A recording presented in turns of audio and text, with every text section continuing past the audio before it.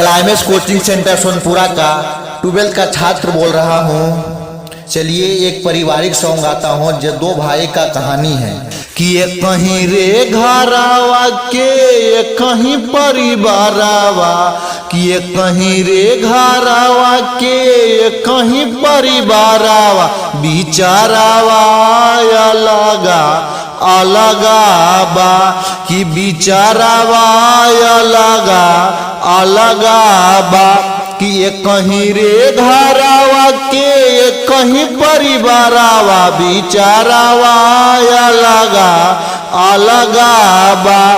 कि रुकेला ना बाबूजी के लोरावा के धार हो, कि रुकेला ना बाबूजी के लोरावा के धार हो, कि जियते बटाई गईले खेतवा दुआर हो,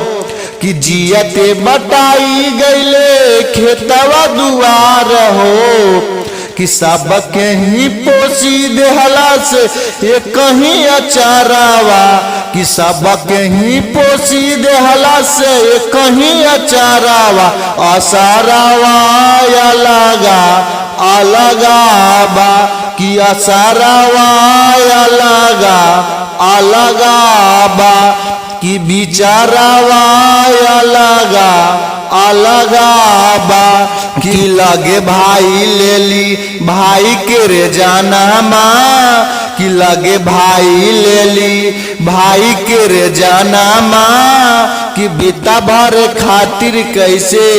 बदले ईमाना माँ, कि बीता भर खातिर कैसे